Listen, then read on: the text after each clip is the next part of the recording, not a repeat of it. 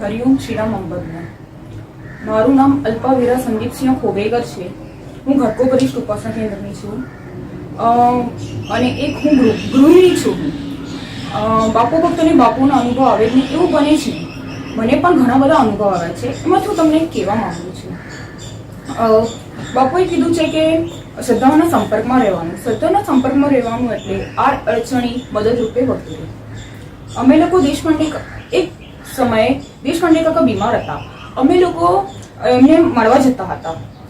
મળવા જવાથી એમને અમારા પ્રત્યે લાગણી ખૂબ લાગી હતી. તો અમે જ્યારે મળવા જતા હતા ત્યારે એમના ઘરે મોટો બાપુનો ફોટો હતો. એ ફોટો જોઈને અમે લોકો આકર્ષિત થઈ ગયા હતા. અમને આટલું બધું ગમતો હતો કે અમે લોકો એની સામે 2-3 મિનિટ જોયા જ કરતા હતા. તો એક વખત એમને ખબર પડી ગઈ, અરે આ લોકોના ફોટો બહુ ગમે છે. તો એમને સામેથી કીધું કે તમે લઈ જાઓ કરીને. તો અમારા દિમાગમાં એક પ્રશ્ન ઉદ્ભવ્યો, અરે આટલો મોટો ફોટો અમે કેવી રીતે લઈ જશું? તો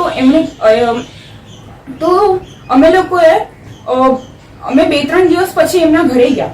2-3 દિવસ પછી જઈને એમના ઘરે સુથાર આવ્યો હતો બીજા કામ માટે.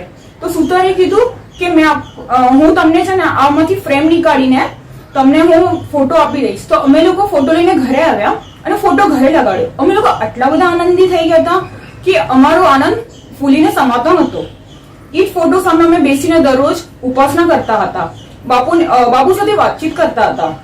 અમને રોજ અમે લોકો એવું હતું કે સાક્ષાત બાપુ જ હતા કરીને. થોડા દિવસ વીતી ગયા. અમારી સાથે એક અપઘાત થયો. અમારી જિંદગીમાં એક અપઘાત થયો. એમાં હું તમને કહેવાની છું. તારીખ 24 ઓક્ટોબરની વાત છે. સવારે 6:30 વાગે અમે લોકો બધા સૂતા હતા. અને જોરથી એક અવાજ આવ્યો.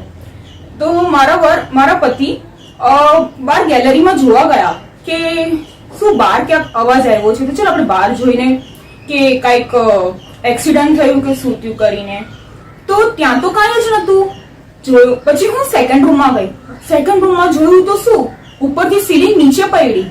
અને અમે લોકો આટલા બધા ડરી ગયા કે કરવું તો શું કરવું આપણે.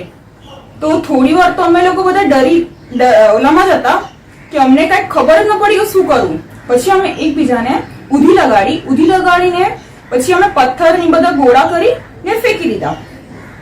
હવે હું તમને કહેવાની છું કે અમને બાપુએ કેવી રીતે બચાવ્યા. મારી મમ્મી જ્યાં અમે લોકો બાપાનો ફોટો લગાડ્યો હતો એની સામેની સાઈડ મારી મમ્મી સૂતી હતી. એ જગ્યા મારા બાપાએ આખી સુરક્ષિત રાખી. સેકન્ડ પોઈન્ટ, એ ટાઈમે હું સવારે બાથરૂમ કરવા ઉઠતી હતી. એ ટાઈમે મેં કંટાળો કર્યો અને હું સુઈ ગઈ. મને કઈ ખબર, મેં કીધું ચાલ આજે નથી જવું કરીને. શું ખબર શું મગજમાં આવ્યું કઈ ખબર ન પડી. થર્ડ પોઈન્ટ, મારો દીકરો 8 વર્ષનો છે. એ આખો દિવસ ઘરમાં રમતો હોય છે અને એ ટાઈમે બીજા ટાઈમે જો અચાનક પડ્યો હોત તો કેટલું અમને મોંઘું થયું હોત. એટલે જ બાપા મારા ઘરે આવ્યા હતા. બાપાને ખબર હતી કે મારા છોકરાઓ સંકટમાં છે કરીને. એટલે હું બાપાની લીલા ક્યારે ભૂલી નહીં શકું. બાપાની લીલા હું ભૂલી નહીં શકું. આવી રીતે અમારા બાપા અમારો જીવ બચાવ્યો. અનિરુદ્ધ મહિમામાં એક શ્લોક છે, અપઘાતે હિ જરીએ ચરણ પાહી ત્યાશી રક્ષી સંકટી. હરિઓમ શ્રીરામ અંબદને નાથ સંવેદ.